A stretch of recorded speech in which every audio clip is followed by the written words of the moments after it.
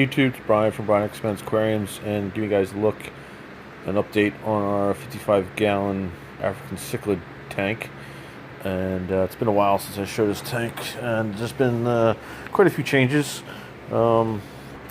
First, the Tampa Bay cichlids I bought, the 4 fish, and then a bunch of yellowtail ACI and yellow lab juveniles that I put into this tank, and everything was going along well.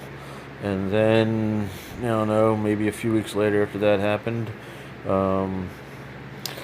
there was a disease in the tank because it's parasite, and I lost a handful of fish. I think I lost about 5 fish. It was really disappointing. I lost Big Bubba, the yellowtail ACI. He was the biggest fish in this tank, about like 6.5 inches. I also lost his girlfriend that he always mated with and would give me lots of fry. And then I lost our female Kenyi. I lost one of the Tampa Bay cichlids that we bought, the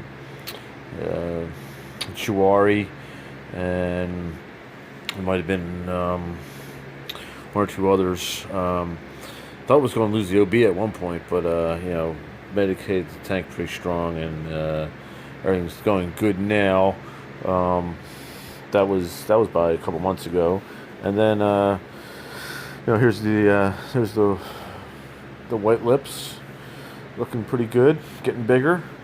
But I also changed up the scape of the tank. As you saw in the beginning, I just had all the rocks, and I put some of the big rocks in front of the, before you can see directly, you see the sponge filter, and I didn't like that look, so covered that up with some big rocks. And it really is amazing watching these fish and how they are. I did a word change on it tonight, you can't tell, but there was, how they move around all the pebbles in the tank, the substrate, and even this guy here, the Big O, a blood parrot. This guy's constantly digging and making his own area and little spots over in the corner. It was really right here. It was really piled up.